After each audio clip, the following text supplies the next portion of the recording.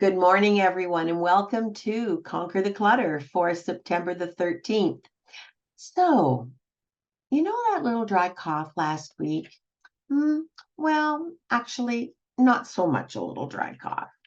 As it turned out, it was the beginning of the big C. All right.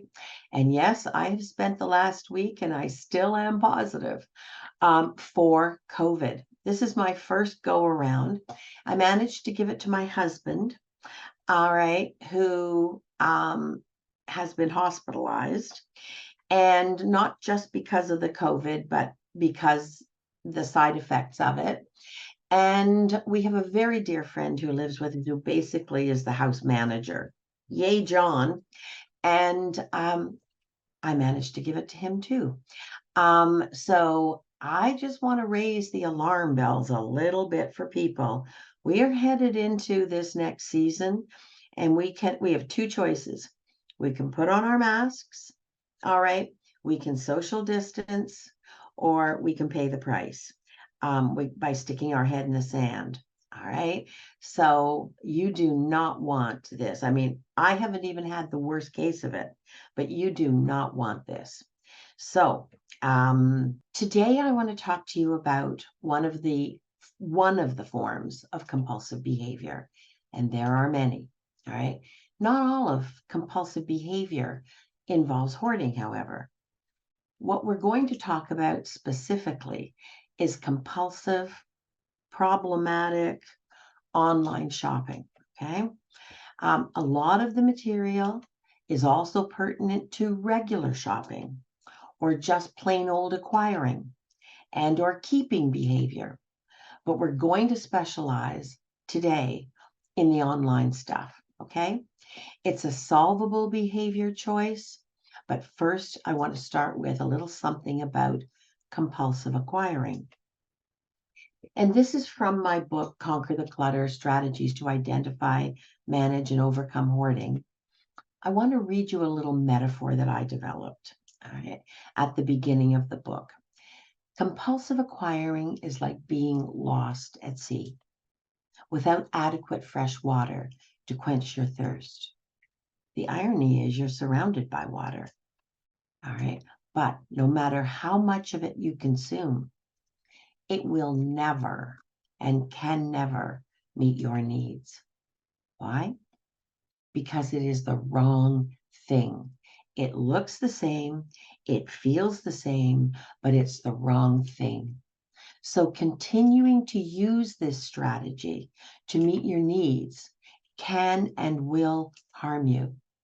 No matter how many nice, wonderful, useful things you get, those things will never meet your needs, or they will never make up for the void that you feel.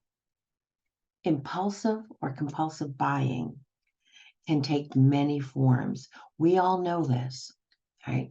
I'm going to tell you a little bit about Rachel's story because it's very truthful. It is a melange of a number of lives that I have worked with, but it's important. All right. So Rachel's story is about Conquer the Clutter. And as I said, it's a montage about many people who look to shopping to re-stabilize their mood and give themselves relief and distraction from the lives they have. Today, the increase and convenience of the number of online shopping options only compounds the compulsions. And that is for many, many people. So in chapter 8, if you're interested, if you have the book, have a look at the larger story. But it's titled Impulsive Shopping Can't Buy Happiness. I discuss strategies in that chapter that are used to make conscious choices about what and how much you purchase or acquire. If online shopping is a particular vulnerability of yours, I recommend that you really, really read that chapter, all right, and familiarize yourself with the specific tools and the intervention strategies that I've developed that are detailed in that chapter, including the resource online. Okay, so is impulsive shopping problematic or pathological? Let's have a look at Rachel. Let's talk about her situation specifically. Just know that Rachel is not her name, her real name. All right. Rachel was a woman in her mid-40s. She had an extreme compulsive shopping behavior that put her financial security at risk daily. She suffered from extreme hoarding disorder as well as a combination of other coexisting comorbid factors, all playing a place in her life. Her family background involved not her addiction, but family addiction and multiple types of abuse.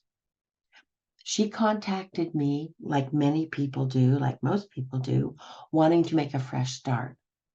And throughout the 2.5 years that she and I worked together, we used a lot of different tools and strategies, one of which, again, is outlined in Conquer the Clutter, as is called the conscious acquiring process that I developed.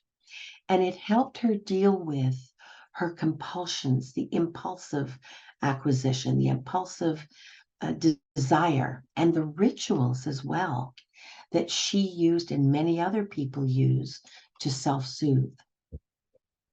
Now, at the same time, we addressed the risk levels that existed in her home, and her home consistently was a level 3 to level 5. Level 5 being the worst you can get. All right.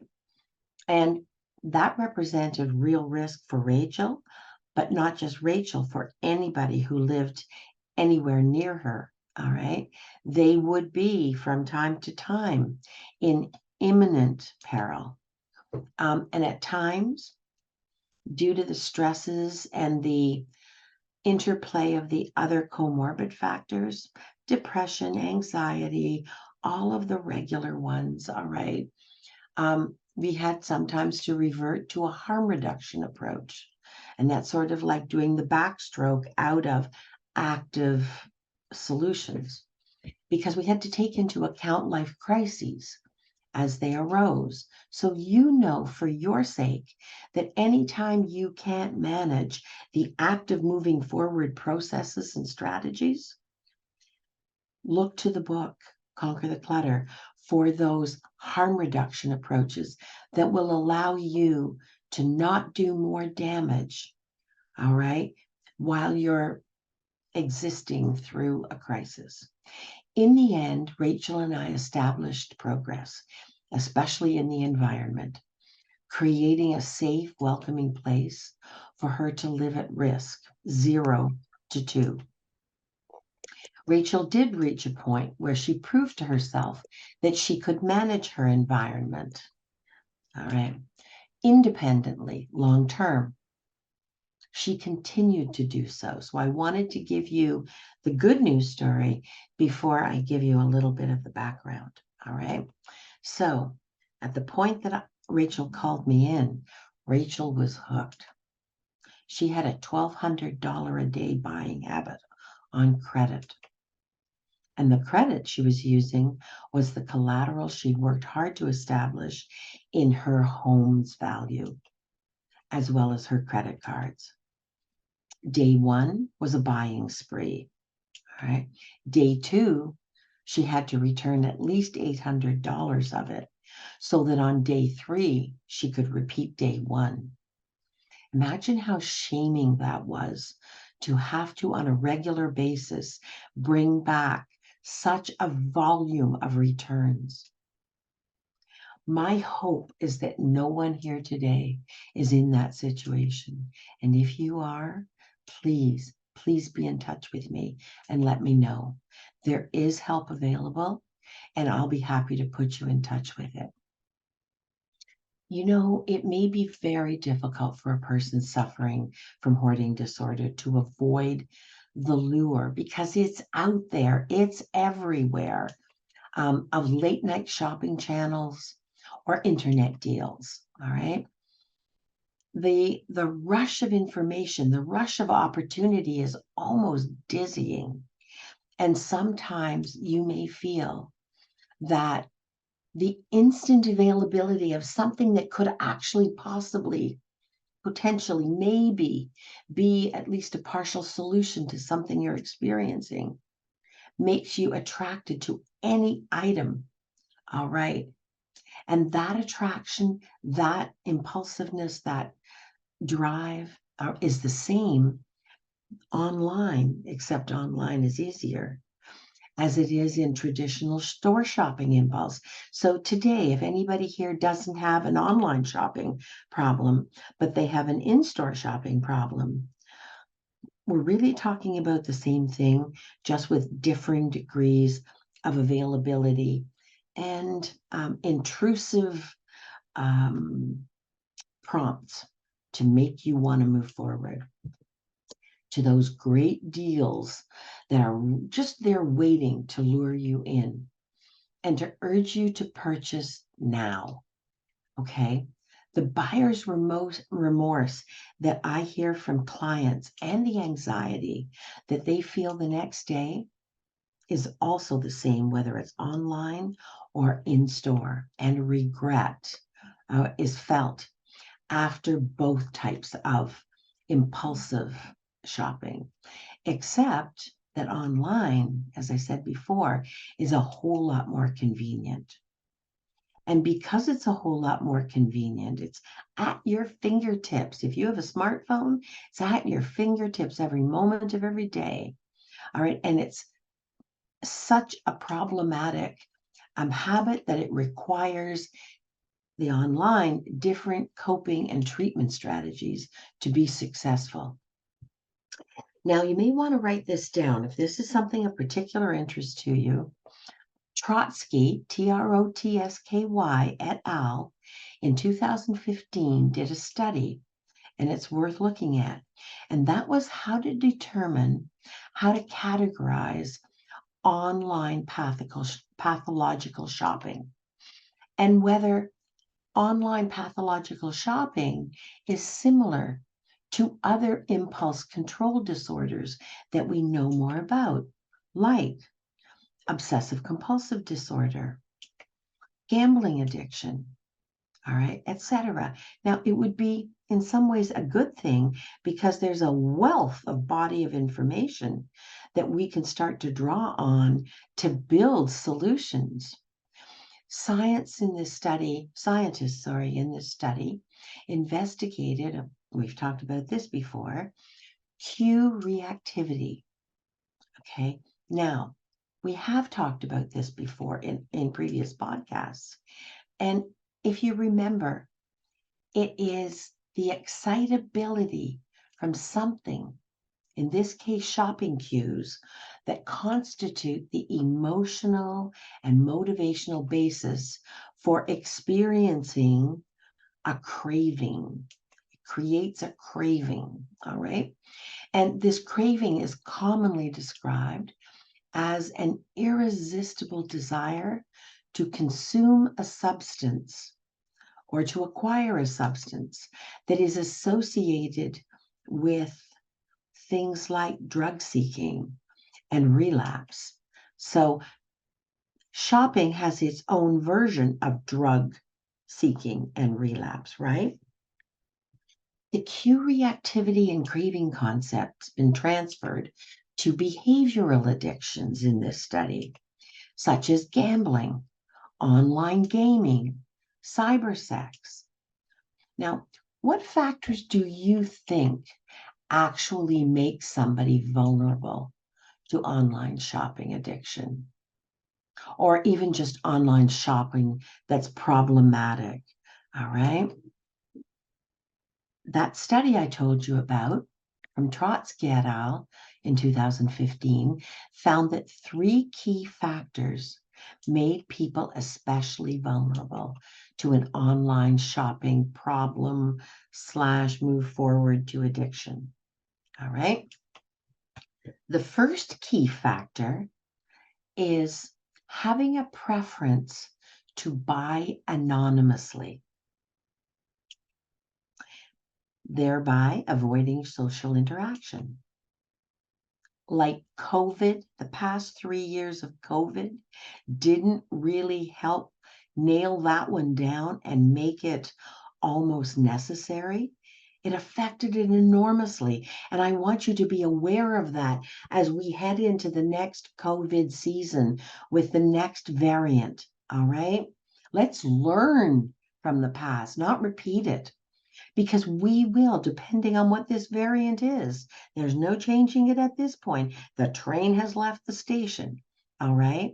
Now, we may not be locked down, but past experiences that are similar quite often evoke the same responses as strategies to deal with.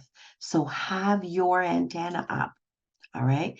There is an overlap between pathological, impulsive buying, and the anxiety that people feel. Do you think this next season is going to ramp up anxiety in people a tiny bit? Especially social anxiety, especially for people who don't comfortably tolerate crowded malls or the anxiety that they feel when they have to go into crowded malls, having nothing to do with COVID, all right? Or just to simply tolerate that many people coexisting in a crowded mall.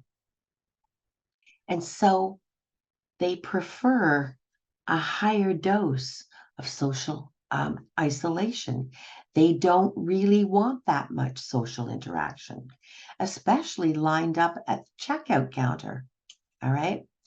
Buying online may seem like the perfect solution, but it actually increases the incentive for any person to avoid social interaction.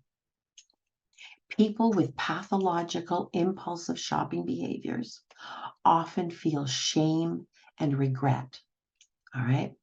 Especially about impulsive shopping buying.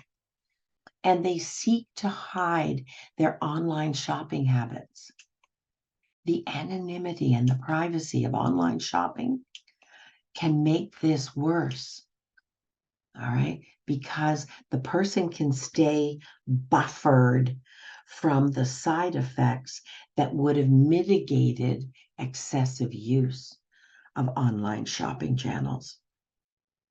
The second key factor is someone who enjoys the wide variety and constant availability of items of all choice, all manner. And it's not surprising that online shopping cultivates satisfaction in people who like a great deal of variety and want to have it right at their fingers in the moment they experience it. The latest model of what attracts them is the thing that is going to trigger that cue reactivity to move forward and to just act on it rather than put yourself on pause. And added to the attraction is the fact that online stores never close. All right. You can wake up at 2 o'clock in the morning, go for your little glass of water and whatever else you're going to do at 2 o'clock in the morning, and get curious about even auctions online. All right. And this can lead to more frequent indulgence of that craving for shopping as a distraction and an outlet for whatever things that are happening in your life. And I know they certainly happen in mine too, that you just want to take a break from.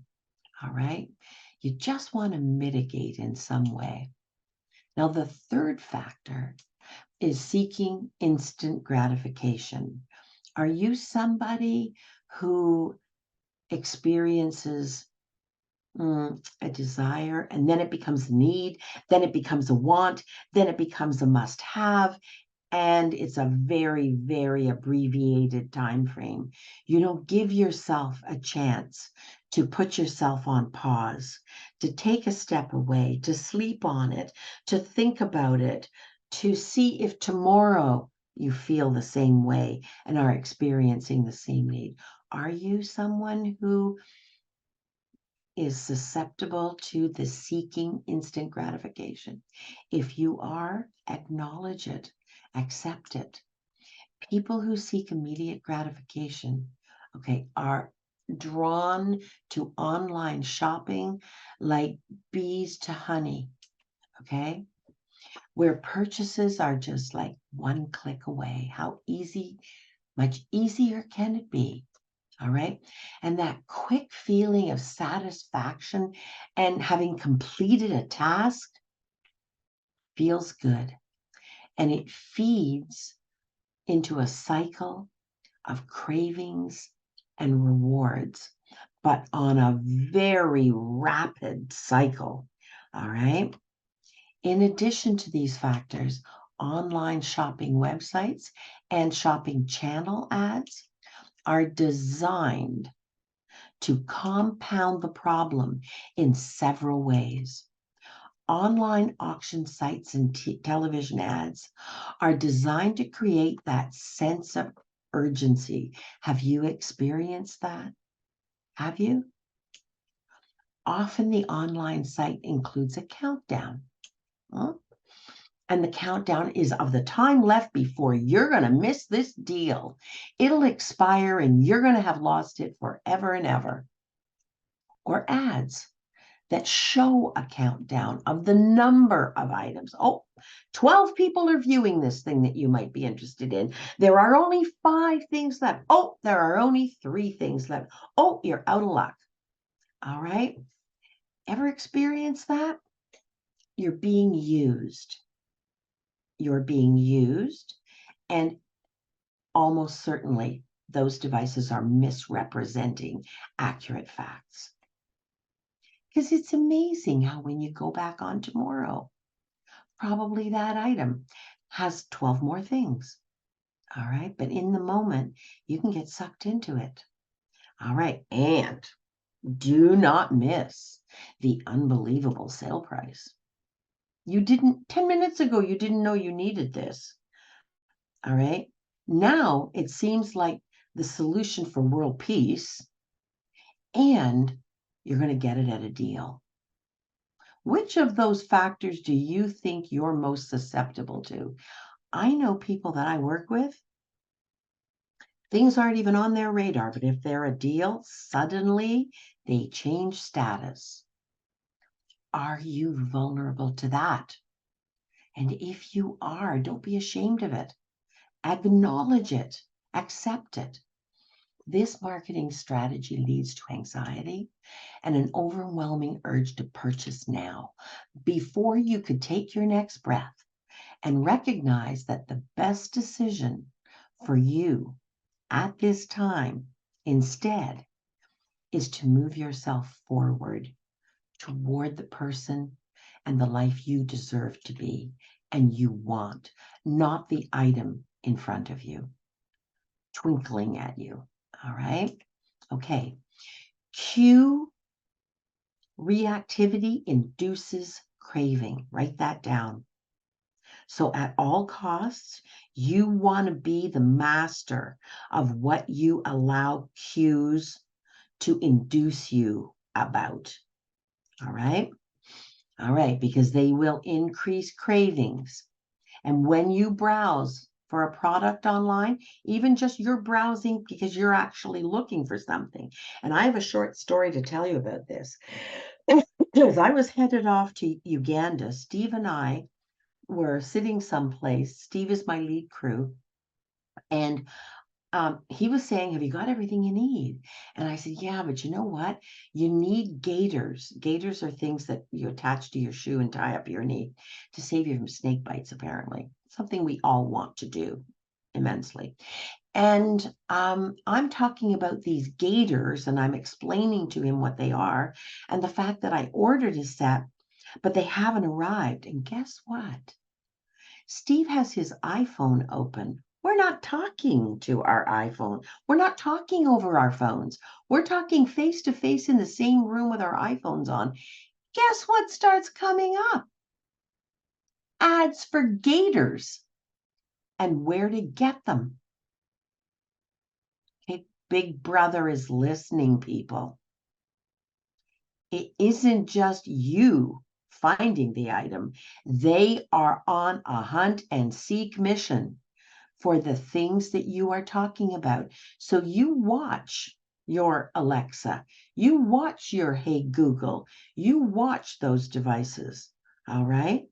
Even my smartphone, my Apple phone, sometimes when I say, I'm sorry, I don't have an answer for that, my smartphone will kick on and go, my smartwatch will kick on and go, I'm sorry, Siri doesn't have an answer for that, like Siri was asked. Okay? So you really need to have your antenna in operating order. All right. So, because those ads will start popping up. Okay? Businesses try to capitalize not just on what you're shopping for, but what you're expressing an interest in, how long you stay on a page. You know all this. All right? So if you are still susceptible, ask yourself why. All right? Because you're providing them with the cues to create cue reactivity in you, which can only lead to cravings. Turn your cell phones off when you're not using them. Your smartphones off when you're not using them. All right? Because all they're looking for is to get you to click for a closer look at a product.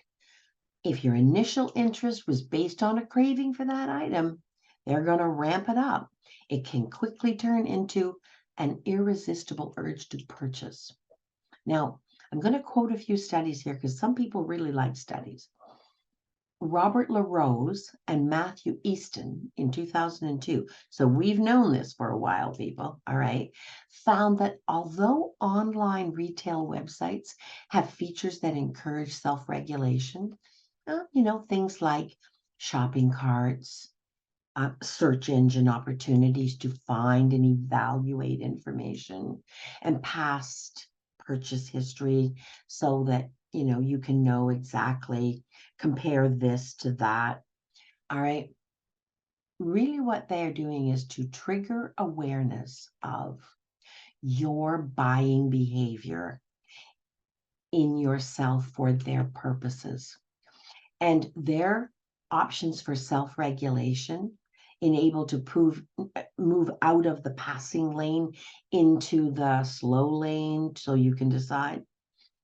The options are far outweighed by other website features, advertising pop-ups, all right, time discount offers that we've talked about, vivid interactive graphical displays of product, all right, and one-click purchases, all of which are designed to do what? To move you forward to close the deal and purchase. They're also designed at the rapid level that they are offered to you to weaken your self-regulation, your plan for you. They're actually designed to hit your brain in ways, register there, send the hormones that the seller needs to work around and debilitate your ability to self-regulate. Now, I'm a big Amazon buyer as well. All right. And I tell myself I don't have the time. However, even I don't have a compulsive buying habit. Even I have to watch this stuff. All right. Everybody, you don't have to be a pathological purchaser. I'm just telling you the way you can be pulled way into the passing lane without even realizing it. Many of us enjoy the convenience and immediacy of online shopping. So how is pathological, impulsive online buying different from just the average shopping behavior? So here's another study. All right. Marilyn Wei, WEI, in 2015, a little more recent, studied people with pathological impulse buying issues and found that they are preoccupied with shopping.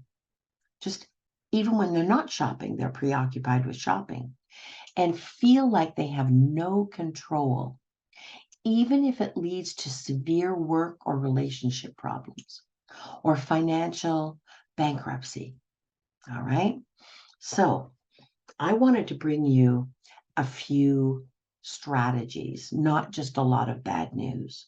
So get your pen and paper handy.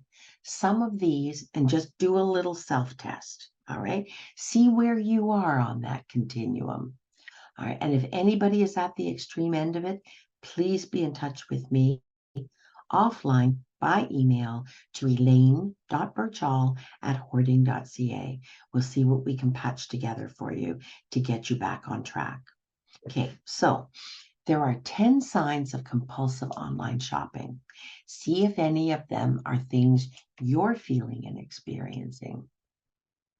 The first is, I feel like I can't stop online shopping, even if I wanted to. Or, I've tried to stop without being able to.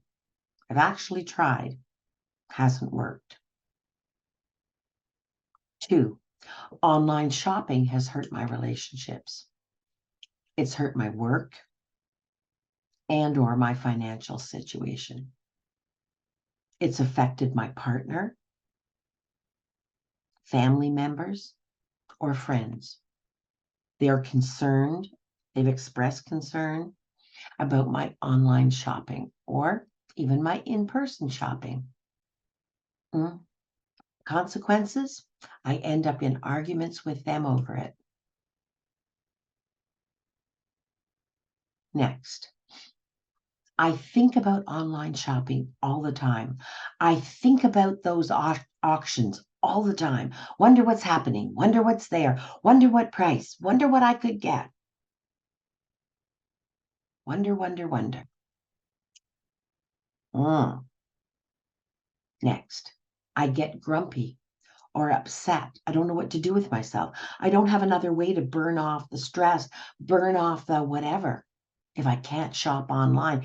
And not even necessarily buy. I just want to shop. I just want to see what's there. I just want to look at. Next, online shopping is the only thing that helps me relax or feel better. Nothing else works as well. Next, I hide things that I buy because I'm afraid or ashamed other people will think it's unreasonable or that it's a waste of money.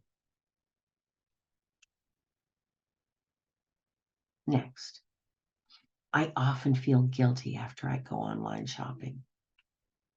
I know I shouldn't. I know that I get myself into trouble. I know that I'm putting my financial security at risk because if I see something that strikes my fancy, I just can't stop myself. And I make excuses for it. I rationalize it 6 ways from Sunday. Okay.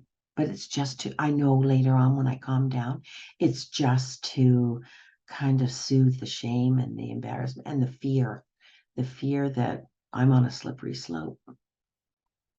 Next, I spend less time doing other things, even things that I enjoy. Why? Because of the time and the money spent on online shopping. I don't have it for other alternatives. Next, I often buy things, you know what, and I don't really need them. All right. Or even if I did need them, I buy a whole lot more than I'd planned. Sometimes, often actually, even a whole lot more than I can afford. So take a second now, and if you put a tick, how many of those did you tick? How many of those did you tick? Okay. If you think you may have a problem, let's go back to Marilyn Wei again, WEI in 2015, because she created additional tests, right, for shopping addiction. And there's no point in me reinventing the wheel when somebody's done a bang up job of it. And it's called, look at it online, it's called the compulsive buying scale. All right. And that compulsive buying scale is by Fortier. He's a researcher, Fortier. Now, this scale's been around a while because this problem has been exacerbating itself for a very, very long time. There's another one as well, Bergen, Bergen, Shopping Addiction Scale by Anderson Bergen, Andresen. And it helps you understand pathological impulsive buying because that can be worsened. It's not a surprise to you, I know. It can be worsened by other psychological issues, all right, such as anxiety, depression, obsessive compulsive disorder, hoarding, mania, all right? Just, gosh, I wonder how much of it was worsened by COVID and the restrictions. Even forget the lockdown, that was bad enough.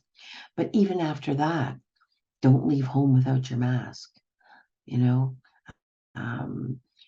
wear gloves, wash your hands all the time. Just that extra layer of responsibility that sometimes can feel like a burden. Treating the underlying issues, okay, can help improve the buying behavior, all right? But the buying behavior actually stems from another disorder. So those other things, when you work on those to improve anxiety, depression, whatever the other list is, all right, you will be more available for yourself. But know that that will not solve the compulsive or pathological buying habit. All right, that comes from another disorder. All right, because pathological impulse buying itself, all right, the best way to get treatment for that is cognitive behavioral therapy. All right. Now, I gave you in one of the last podcasts, all right, the CBT yourself tool. All right. Start with that. The bubbles, the bubbles. Start with that. All right. And if you can, and it's a really bad problem, hook yourself up with a mental health professional who, if you're talking about pathological impulse buying, all right, deals with CBT primarily. Hey, there are also 6 strategies to deal with online shopping. Now we know how much of a problem it is as a result of that last quiz. You know what? I'm not going to lie to you. There is no easy answer to online shopping habits. It's not easy. It's never going to be easy, but it is doable. All right? Because online shopping is numbingly easy and available. Repeat, numbingly easy and available. Marketing strategies that we've talked about, okay, are actually designed and they are increasingly fine-tuned to make even the tawdriest bauble look like the crown jewels. Have you ever watched the shopping channel? All right. Have you ever seen some of those products? Have you ever heard the language, the used to describe them, you would think that they were, I don't know, who's a really great designer, you know, like really, it's the shopping channel.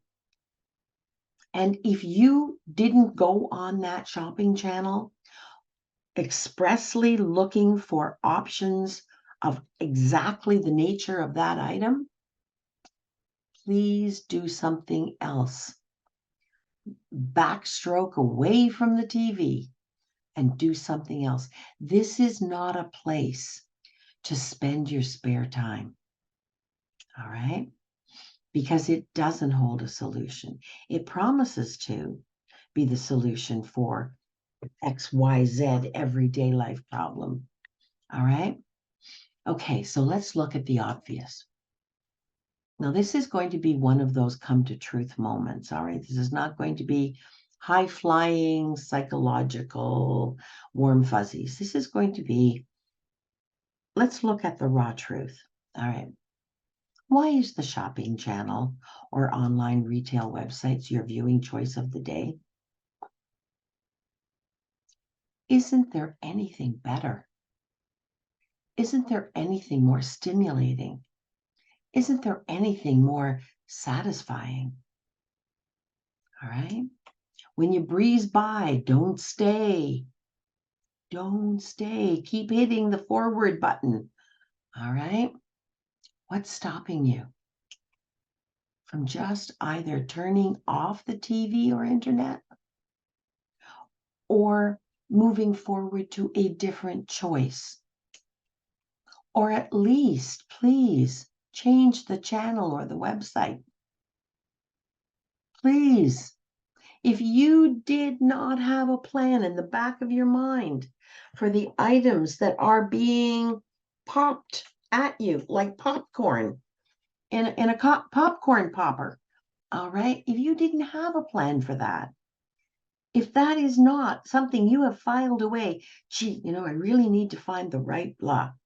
All right, please change the channel, change the website. All right. What else can you do that you want to do as a downtime activity? Have you even given that any thought? Or is this just an automatic response? What other choices do you have? How many people right now, as I'm talking, put a thumbs up, all right, have a problem with online shopping? You're going to wait a bit here just to see. Now we got some thumbs going up. More thumbs. Okay. Quite a few thumbs. Right now, then, take that pen and paper. Okay. Take that pen and paper, please, and write down, rather than the automatic response of picking up your smartphone or being on your computer and online shopping or auctions or just even breezing, just being curious about the pop-up ads that come up. What other things can you do with your downtime that are easily, readily at hand and accessible? Can you write down 3 other options you have? Do you know what I did this week when I was sick with COVID? I read a book. In fact, I read a book a day. Do you know when the last time was I took time to read a book? Okay. I don't know what I forgot what I was missing. What that you'd like to try could you try as a downtime activity? What that you haven't tried yet? Write that down. All right? Write that down. Put it somewhere prominent so that as you're trying to break that automatic response of picking up and reading and viewing, being curious about, you have that right there in your memory, a visual cue Try this instead first. Okay. Okay. Now, how many people think that if you were to try something new, something you'd kind of wondered about, wouldn't it be great? Or if all else fails, turn off the TV, put down the phone, turn on your music and dance. All right? Just dance. Listen to the music and let it absorb you. Your favorite performers. And if that sounds hokey, all right, we all have friends and family. Who haven't you connected with in a while? Okay, especially if you tend to be a more introverted type of personality. Who have you not communicated with? Okay.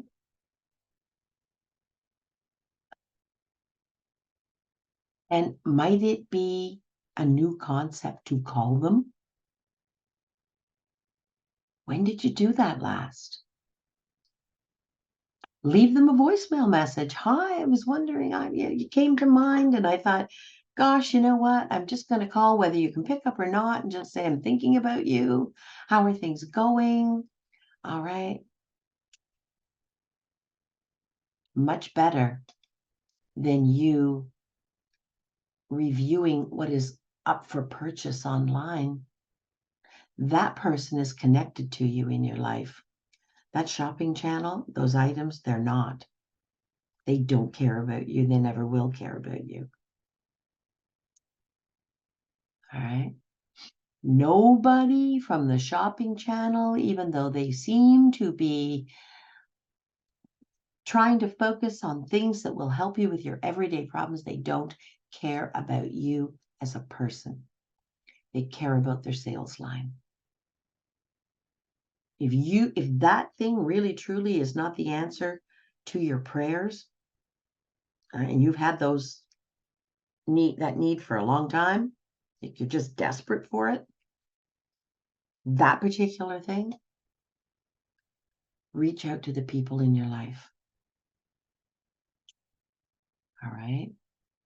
And even if those relationships have drifted, I called somebody while I was down with COVID. Hi, voice from the past. How are you doing? Sorry it's been so long. Be sure to ask the people that you're in contact with how things are going for them first. All right. Everybody has a story. Everybody needs someone to lighten the load by being a good listener. Be that listener, not that buyer. Then be willing to share with them appropriately, okay? Appropriately what's going on in your life. Another little hazard zone. Are you a night owl shopper? Make a contract with yourself, please, to put yourself on pause the first time you get that impulse again. And make a deal with yourself. No shopping after 7 p.m. No shopping when you're bored. No shopping when you're feeling down or you need some amorphous thing. You don't quite know what it is. All right, you can't identify it. No shopping. No scanning the ads, the pop-up ads, and being curious. All right. No matter what the item, make a contract with yourself, please. You're worth it. You're worth it to be able to get yourself out of this dilemma and keep yourself out of it. Take notes on the items. If they come to mind or they pop up or for some reason it accidentally happens, take notes on it. Take notes on those. Do a screenshot. All right. And do the following. Write this down. automatically put yourself on pause for 24 to 48 hours. Then decide, only then, really, how handy or problem solving is that item actually? Really and truly. No matter how excited you are about something, if you have that, they can draw you in, they can get you to do what they want. Vulnerability, never ever buy the same day you get excited about a new purchase. If shopping has ever been a problem for you, ask yourself what the priority problems actually are in your life. What are the frustrations that this activity is serving you badly about? What irritations are there in your life that actually need your time and attention? And mostly, right now, everybody, come on, everybody. I want to see everybody with a pen in your hand. Pens up, people. Okay. What are you longing for? In your heart of hearts, what are you longing for? Write it down. Write down that biggest thing that you're longing for. You can even share them if you want, if it's not too personal.